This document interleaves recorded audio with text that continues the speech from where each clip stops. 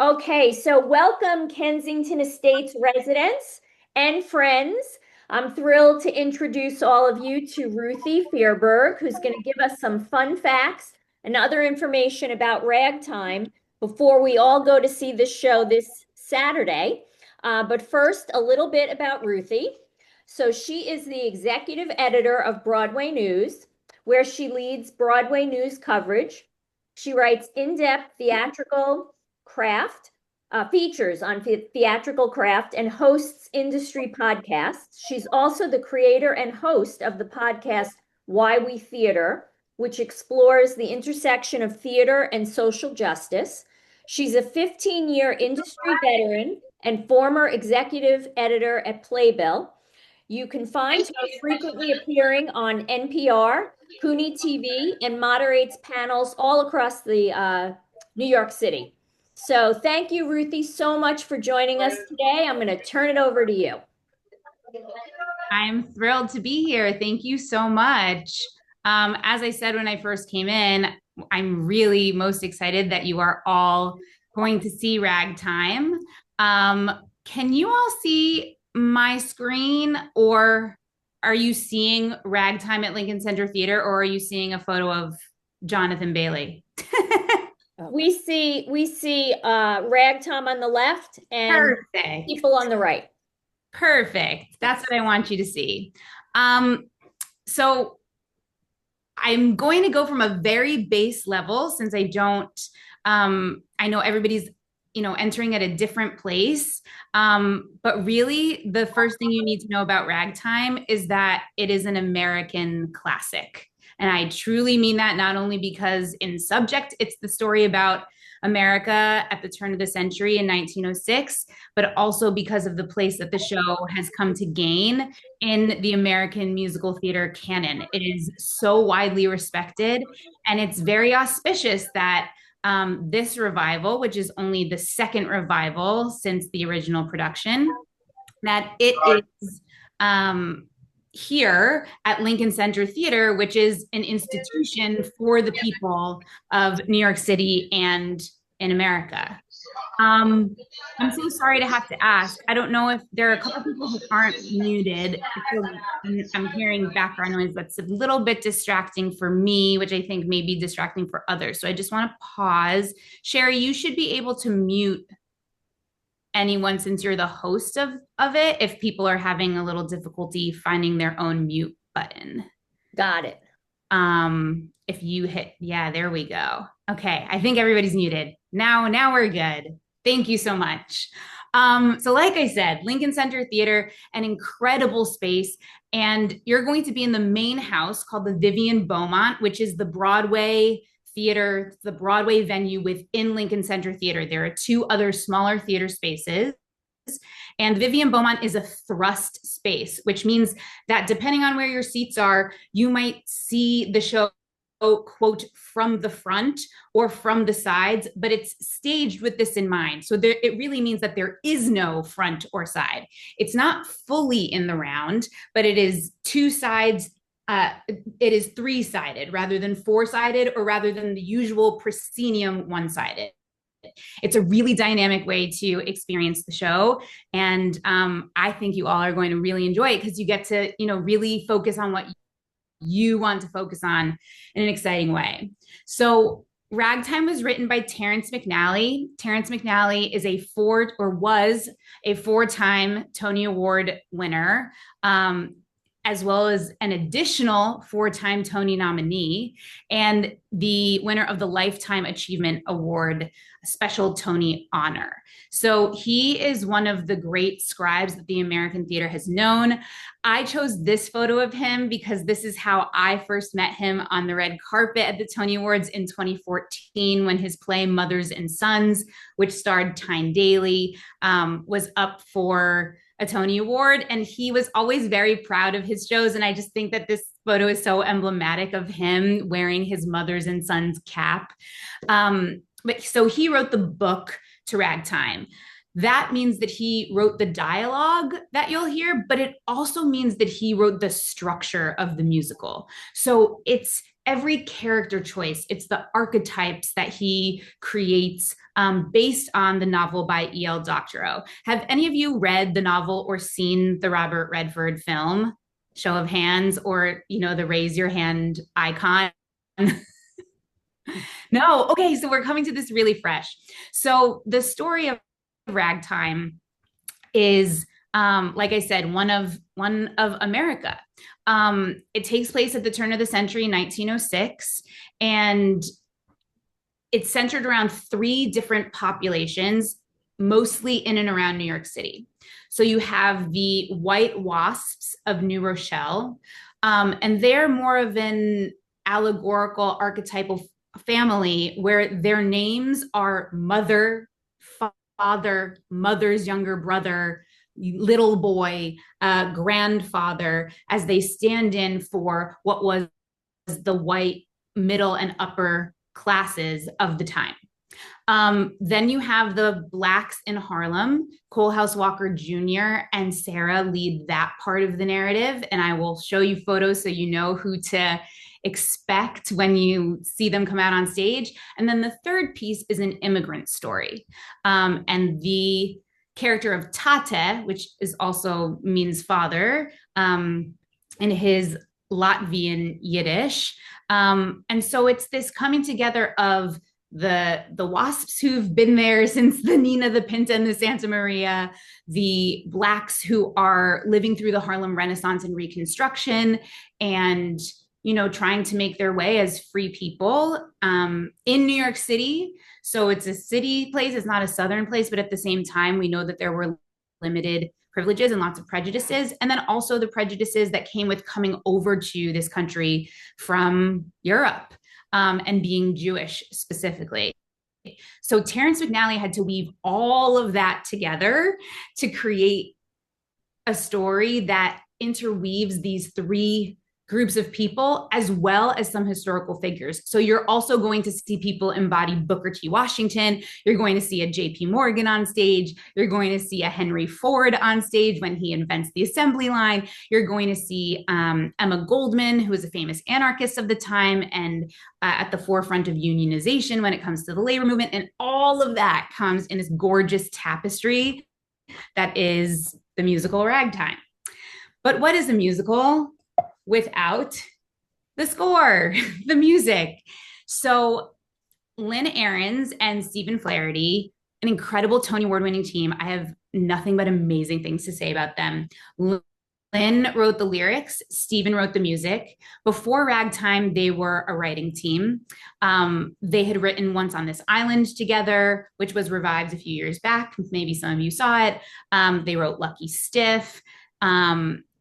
Future, looking ahead in their careers, they'd collaborate again with Terrence McNally on the adaptation of Anastasia.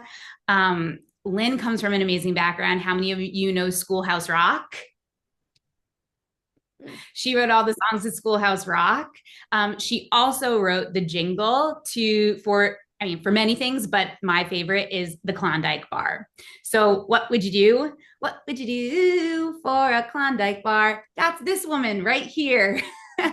So she is a songwriter. She has the capability of writing books, music, and lyrics. She is the lyricist of this show with her longtime partner, Stephen Flaherty, who wrote only the music and the melodies that you'll hear. The two of them have an amazing story when it comes to Ragtime.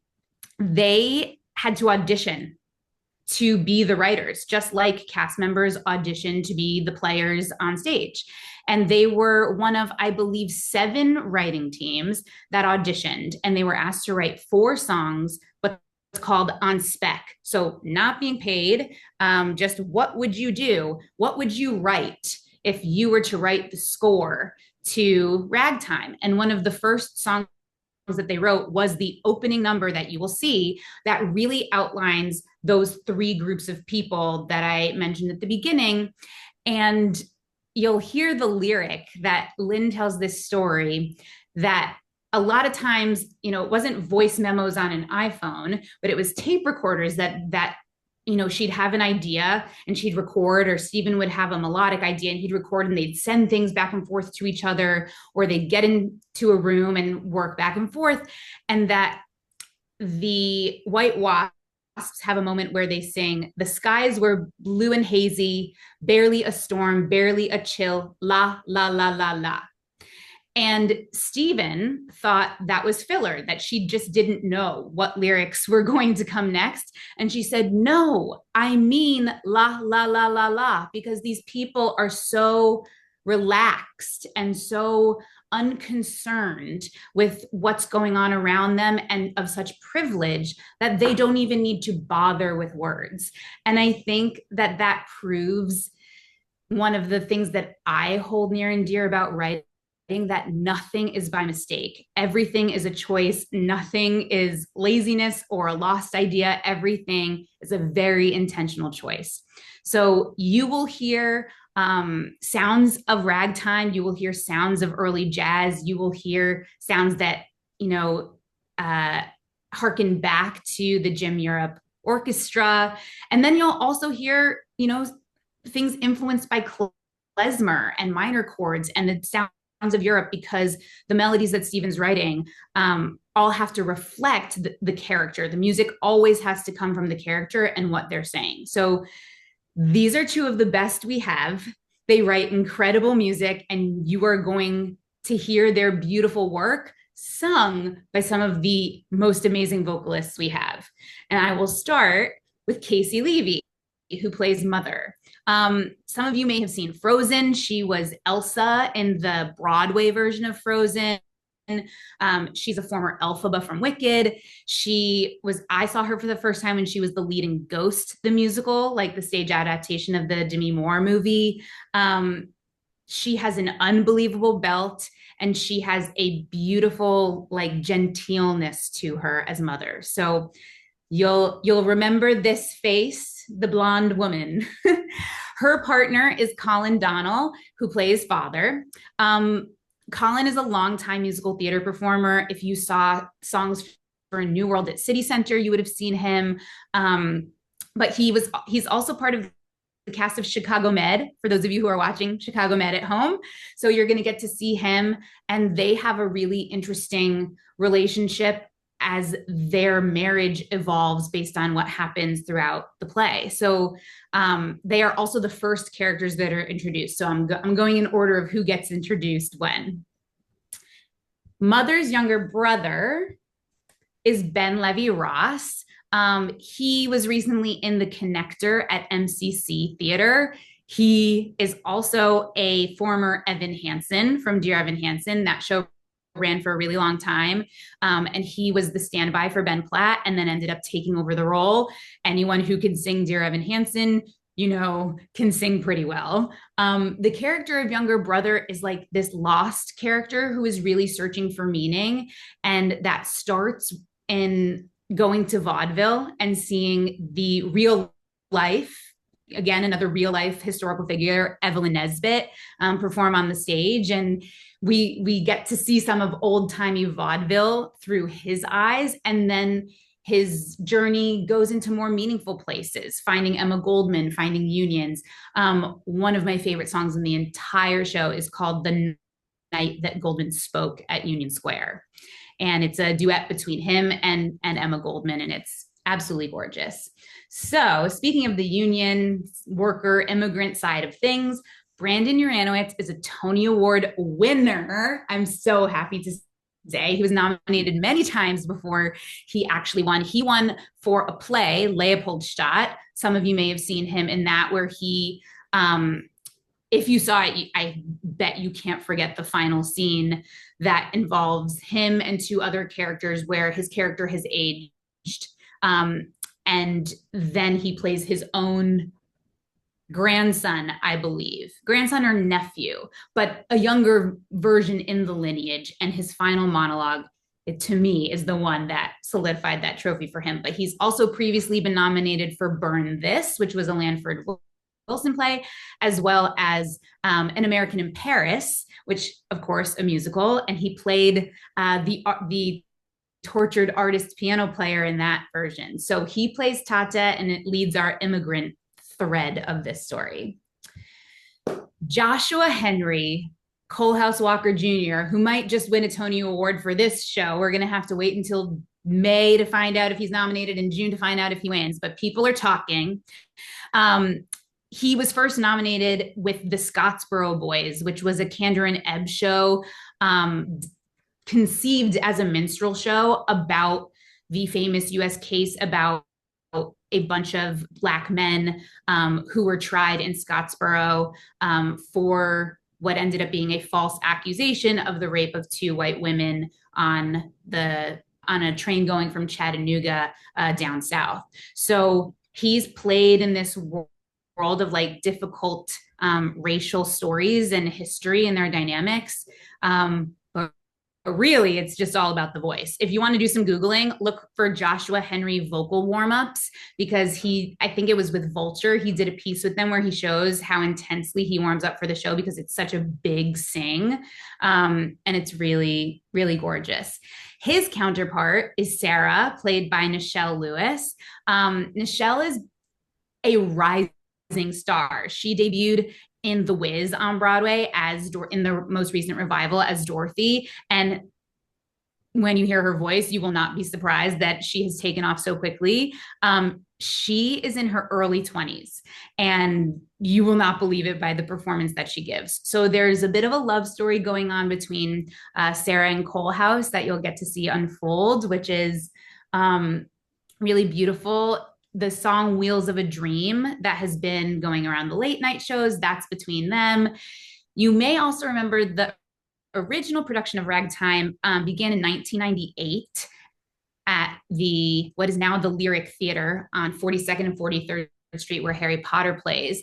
The original cast of that production was Brian Stokes Mitchell as Coalhouse, Audra McDonald as Sarah, the late Marin Mazzie as Mother, Peter Friedman as Tata. So these are people who were at the top of their game and have only continued to become, the beacons of musical theater. And we kind of have a second class of those in this cast.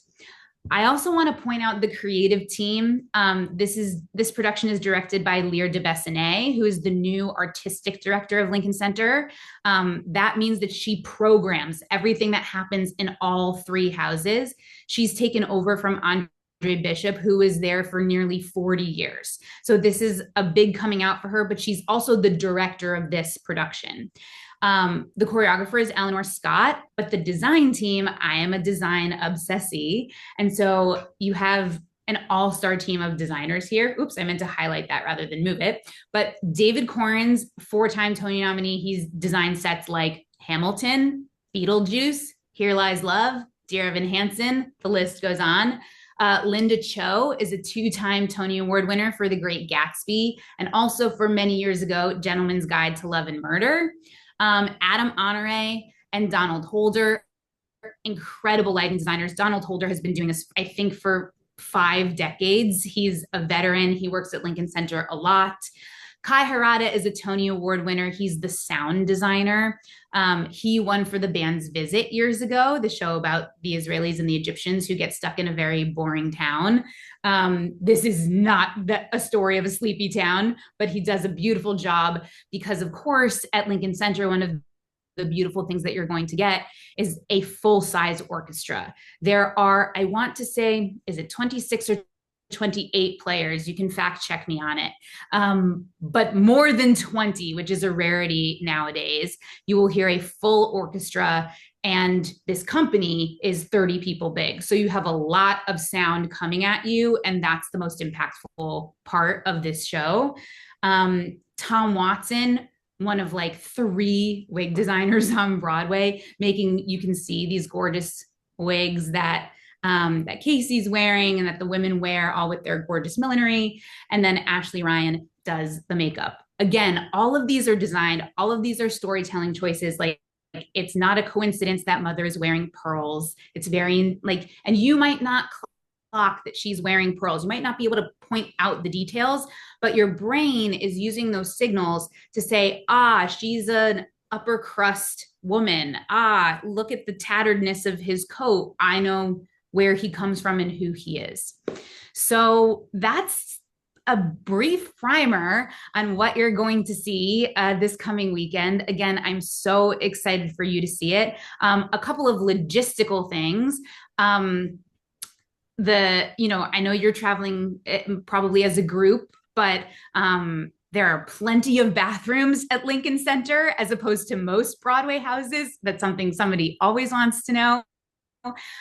There are drinks and snacks available at the theater. There are actually some themed cocktails if you feel in the mood. And I also think themed mocktails. There's one intermission, it's 2 acts. The show runs approximately 3 hours, what I say in real time, but in showtime, it will go like that. It's not going to feel like a 3-hour slog. I hope that you will feel incredibly moved at the end of the experience. So that's the brief overview, but I'm here for any questions, and we can, if you want to be bold and ask out loud, please unmute yourself. Or if you don't feel like using your speaking voice, please feel free to put it in the chat, and we can address that. And if anyone has any questions about another show, Ruthie Yeah, is absolutely. very knowledgeable on all of them. Anyone have any questions? No questions? All right. Well, Ruthie and I actually talked last week, and I had just gone to see Two Strangers Carry a Cake across New York, and I absolutely loved it, and she did as well. So we're recommending that show too. I will say, like, I say this all the time, Broadway, off Broadway, there's always something for you. If you need help figuring out what it is, please reach out. You can also just some resources for you. If you like to know about the things that you've seen after you've seen them, we have plenty of features about these performers, these designers. You can go to broadwaynews.com and look for stories. I misspelled my own website. The Broadway briefing, here, I'll correctly spell it. There we go. The Broadway briefing is a daily newsletter. You'll get it directly to your email inbox that just gives you a glance look at everything that's going on in theater. So the briefing team is my counterpart. They'll pull the stories that Broadway News has published that day and the day before, as well as from sources like Vogue when they do a fancy profile on, Hugh Jackman, or from Theater Mania and Playbill, or from the Times or the San Francisco Chronicle. If you're, it's theater globally. So they'll also pick from the Guardian. You can, keep tabs of what's going on in London and in the regional theaters. It's a fantastic resource. I always say that I don't hawk the brand because I work for the brand. I work for the brand because I want to hawk the brand.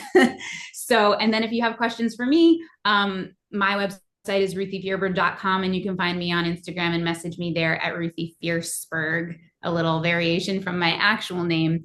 But as Sherry said, Two Strangers is fantastic. I would say Ragtime lives in the realm of a deeply substantive, meaningful theatrical experience. And Two Strangers lives in the world of like intimate theater. It's 2 people only, and it has a little bit more of a pop leaning score, but it is in the realm of rom-com, and emphasis on the com. Like, really, this is like Annie Hall, Harry Met Sally, not, just like Hallmark movie rom-coms. So it's really very, very funny. I think, if you are inspired to see more substantive period pieces, you can go see Liberation, which is a fantastic play that's only on until February 1st. So if you're thinking about that, make sure you go. Chess is absolutely fantastic if you are a fan of 80s musicals like Les Mis and Phantom. It has a very big sound to it. It's also written by the boys of ABBA, so it's really got an 80s sound to it. And it is about literal and metaphorical chess, East and West, and how that played out through chess championships. So, and that's only 4 shows, and there are 34 shows running on Broadway right now. And again, there's so many more off Broadway. And the only difference between Broadway and off Broadway is the size of the theater. Broadway is 500 seats and more. Off Broadway is 100 to 499.